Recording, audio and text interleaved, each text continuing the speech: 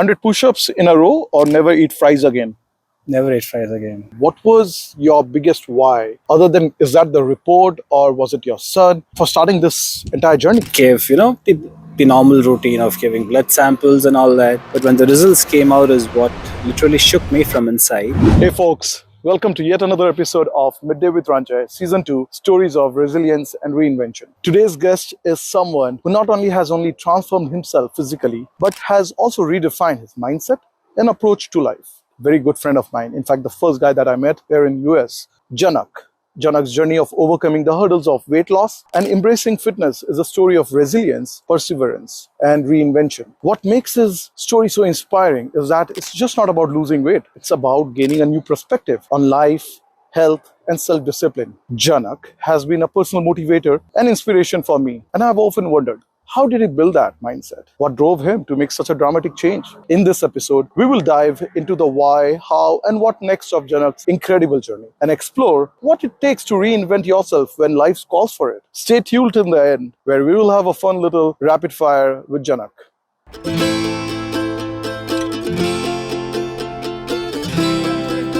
All right, Janak, thank you so much for accepting my invitation. It's been a pleasure to have you here on Midday with Ranjay. Thank you so much, Ranjay. Thanks for this opportunity. Wonderful. Just for the note, this is my first time for podcast. Okay. I've never done something like this in my life before. But yeah, this is a great opportunity to talk about my story of transformation. Wonderful. I'm sure you'll just be fine.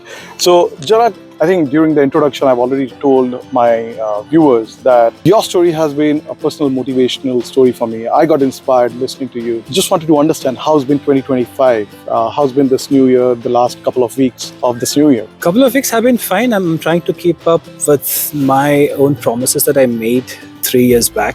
Okay. I'm still able to keep up with my promises so that I don't do any kind of injustice with myself. So it's been great. Wonderful. Really wonderful. So let's start from the beginning, Janak. What was your turning point that made you realize that you need to make the change in your life? So this happened when I went for my my first annual checkup. Okay. Gave, the normal routine of giving blood samples and all that. But when the results came out is what literally shook me from inside. Nothing serious, but for my age of 38, when I was 38, I was pre-diabetic. My bad cholesterol was high. I'll not take the numbers. But yeah, my bad cholesterol was high. Then I thought to myself, this is not the age where you get all these things. And that is when COVID ended. Oh, so you're talking about around 2020, 2021? Yes. Okay. Yes, so that is when COVID ended, and we all know how our lives were during COVID. No social interaction, binging on food. I mean, at least I was. No physical activity. And another thing which triggered me to get into this was my son, playing with him or running behind him. I was not able to do it. So these two things literally shook me from inside, and I thought this is not the age where I should be getting, because that will be a point where I'll have to do adventure sport with my son when he grows up. He's 6 now. Go out with him, go for a trek, play with him. So I started with walking, and then on the way we'll go along as to what steps I took. But sure. Yeah, that is what Yeah. That was a trigger point. Losing weight and adopting fitness is just not it's physical, it's more deep, it's emotional and mental. What was your biggest why? Other than, is that the report or was it your son for starting this entire journey? It was both, I would say. Okay. It was both. Yeah, another thing on a lighter side is my clothes, which Sure. Speaking about numbers, yes, my waist size was 38. Oh wow. I will not shy away from that. Of course, even I was finding it odd to myself when I go and buy something from a store. That is another reason why I embarked upon that journey. Okay. to just shed some weight here and there. Gotcha. That is what I thought. I'll shed some weight here and there, and I'll call it. Okay. As you know, this podcast is all about resilience. We are capturing stories about resilience and how people reinvent themselves. So the one question that I actually made a question, otherwise I don't want to forget. How did you shift your mindset from I can to I will? And what mental blocks did you overcome? So frankly speaking, whenever I used to sleep after I got my numbers from my primary in terms of pre-diabetics and bad cholesterol, I used to visualize those before I go to sleep, thinking that I'll wake up early in the morning next day. It did not happen immediately. It took me a while to get into that rhythm of waking up early in the morning. So What time? I started with 6 first. It was not easy, to be frank. Were you, in general, an early Not at all. bed, early to rise? Of course, in school times, college times, yes. Okay. Right, but not after you started working, because you know how working hours are. Yeah. You come in late, and then you don't wake up late, but at least you don't wake up before 6. You wake up after 6. Right. So that change was not easy, to be frank. It took me a while. It took me like 21 to 25 days, to be precise, Okay. to get into that rhythm. But I used to push myself really hard, and of course the alarm used to disturb my wife and my son,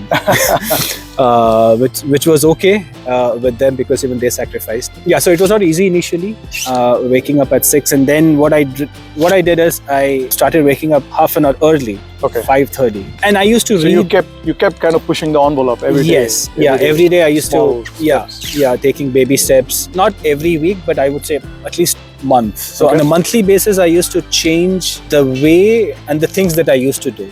Okay. Like from 6 to 5:30, eating the kind of food and the amount of food. Not immediately, but it took me like 2-3 months. I started with walking first. Okay. Because I knew that, as I told you, right, I was not able to run behind my son because I used to feel heavy myself.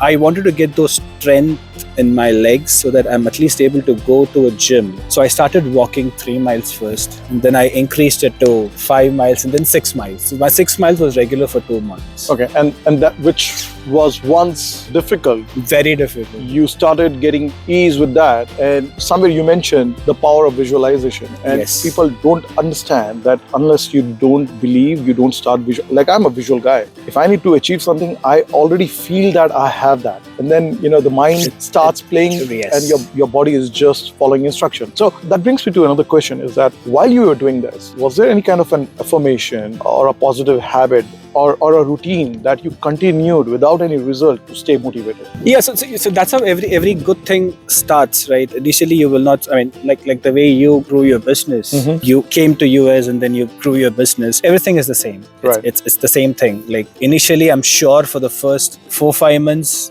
you will never see results in right. anything. You just got to believe. You just got to believe. Your school, your college, the relationship with wife or even kids, to understand them, it's not easy. But the moment you understand yourself, the moment you understand your surroundings, your people around, I think things get much more easier. Right. Things get very easy. So one thing that we really learn, and doesn't matter whether it is a fitness journey or starting as an entrepreneur or people studying in exams, and especially the young population and the millennials particularly, this is a day and age of instant gratification. They immediately need results. I'm sure we all face setbacks, right? In day-to-day life, we all fail.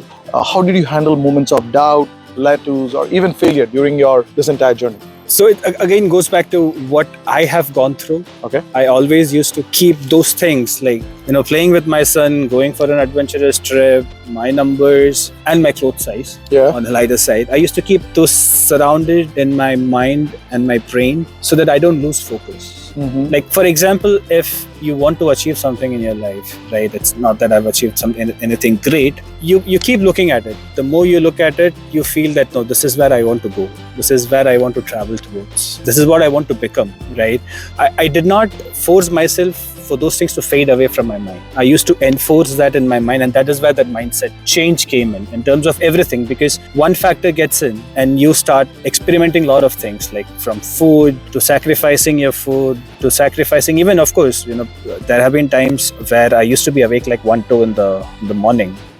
But then it was not easy for me to sleep early. But the moment you wake up early, any human being, your body clock gets everything changes. All right, interesting.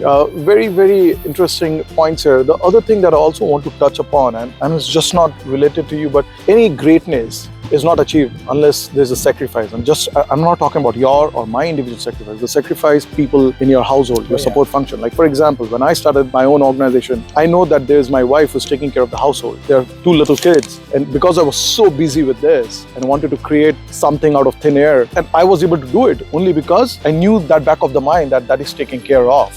And I had like wind beneath my wings. Even though you see the result right now, I see the result in you, but it's not just your journey. It's not, right? Yep. So what has been their contribution in this journey so far? Their contribution has been immense.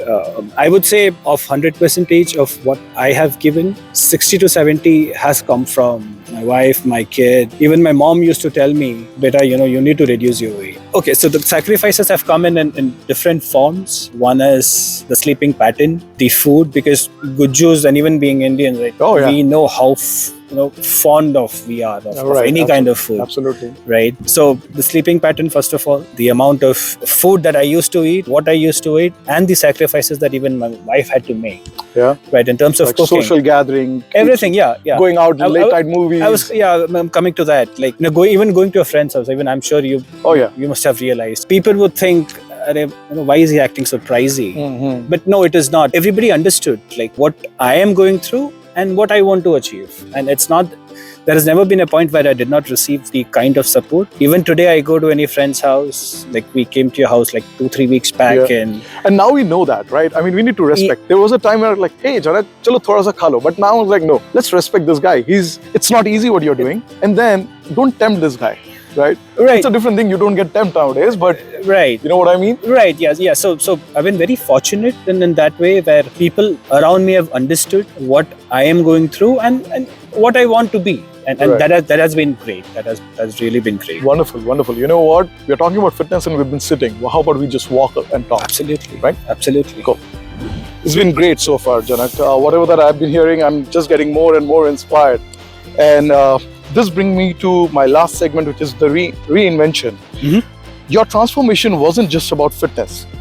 It's clear that you have reinvented your outlook on life. What does this new version of Janak mean to you? I mean, how does this change impacted other areas of your life, like relationship, confidence, outlook about life in general?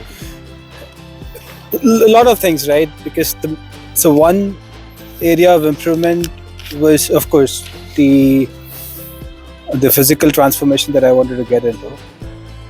Once I started with that, your perspective on a lot of different things change. Mm-hmm. Like the work that you do, right? Your temperament, which definitely did play a role in my life.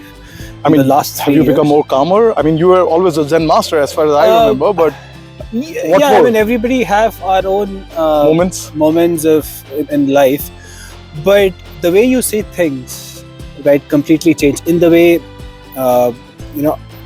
even talking, like I used to become a little impulsive, not a little impulsive, very impulsive. Certain times, during office calls, meetings, even talking to my wife, Daksha, but then you talk to yourself that you have done so much. You have done one good thing, which I definitely want to keep improving on it. But then why can't I change the other side of it? Like how I talk, right? How even with kids, you have 2 kids. I have 1 kid, and our temperament with kids. They can really try that. They can try our patience. Yes, yeah. So a lot of things did change there. Okay. The outlook completely changed. Wonderful, wonderful. I mean. So it looks like it's more emotional for you now. I mean, what it is. So what's 2025 plan? What's your plan now? Continue the journey? Continue the journey as far as I can, far as my physical abilities allow me to do it. So this is your new way of life, huh? This is absolutely. All right. Absolutely. Wonderful. This has been great, Janak. I mean, I can't tell you that how impressed I was when I looked at your journey. I mean, I met you at 2021 Diwali event at my house, and I was like, where is half Janak? So to be frankly speaking, I was not able to get into that kurta that I wore the other day. Oh wow, wonderful. Wonderful, how wonderful. I mean, see, this is just not about weight loss or gaining weight. It's all about the mindset, right? The will to do something. I have my colleagues and I keep telling them that it's okay to fail. It's not okay not to try. Absolutely. Right? You got to keep pushing, you keep to hustling and doing the things when you don't get results. I think it's more important, because you got to do what you got to do. Yes. Right? You got to do what you need to do. But thank you so much, Janak. It's been great so far. Now that brings me to our the most important segment, which is a rapid fire. That's a surprise. Yeah, that's a surprise. I don't have any gift hamper. Maybe I'll get you a whey protein powder, but let's do the rapid fire round. Are you okay for that? Okay. Cool. I'll try. All right. So the most important thing, rapid fire. Janak, are you ready? Yes. All right. Let me. Oh, I have my questions here with me. Sure. As I said, I don't have a gift hamper or anything as such. All right. I just need a pack of protein bars and protein powder. Okay, sure. I have your home address. It'll be delivered. See, I've got so many questions. It'll be fun. The rule is very simple. Don't try to sneak it. Don't take much time, right? 5-10 seconds and just say whatever that comes to you. What's the weirdest thing someone has said to you at the gym? Weirdest thing that someone has said me in gym? Why don't you lift more weights? Interesting. If fitness wasn't an option, what would you binge watch on a lazy day? I would binge watch on, nothing in specific, but I love spy movies. Okay. So I would be watching those. Okay, interesting. Very interesting question. If your fitness journey, and we all spoke about your journey, were a movie, what would it be titled? Fat to fit. Fat to fit. Okay, interesting. How about the weight of a change? Weight of a change is light now. Okay, nice. All right, very interesting. Would you rather do 100 push-ups in a row or never eat fries again? Never eat fries again. Let me up the ante here. 200 push-ups or never eat a fries again? Never eat fries again. Wow, that's dedication, folks. What's your favorite excuse to skip a workout that you never actually anyway use? Everybody needs rest, so does the body. I have been advised and suggested not to work out like 5-6 days in a week because you need to rest your body, but I don't listen to myself. Okay. I try to work that out. talks about your resilience. Yeah, I try to work out at least 5 to 6 times. 5 to 6 times. Yeah. Is that advisable? You need to listen to your body. Okay. So initially, I never used to understand the pain between soreness and the actual pain. Okay. Yeah. Right. But then when you start is when you get to know things that, oh, this is pain, this is not soreness. Right. So it is not advisable for you to work out 6 days a week. You need to give rest. But Wonderful. What's the one fitness gadget that you bought and regret using only once? so when I started my journey, I did buy ankle weights. Oh, okay. I have those too. Right. I ankle weights and resistant bands, which frankly I've never used till now. Okay. Because Try it on your leg day. yeah, I've never used those. All right. The last question. You've been doing good so far. If you could magically eliminate one exercise from existence, what would it be? For me, it's burpees. Pull-ups. Pull-ups? You don't like pull-ups? I don't like. I don't know how to do pull-up. I still use resistant bands to pull myself up. All right. Got into a stage where I can do it without resistant bands. Gotcha. All right. Well, whether you like pull-ups or not, but I can tell you that you have pulled up a lot of people sitting on the couch, and especially New Year, as you know, all the gyms will be occupied the first 2 weeks of the and New Year. I've seen those visuals. Yeah, I was one of those too at one point in time where all of you us know, are. Yeah, I was, yeah. Right. But you have pulled up a lot of people from sitting and self-doubting because your journey has been inspirational, as I mentioned. From self-doubt, whether this is something for me, and everybody have their own whys.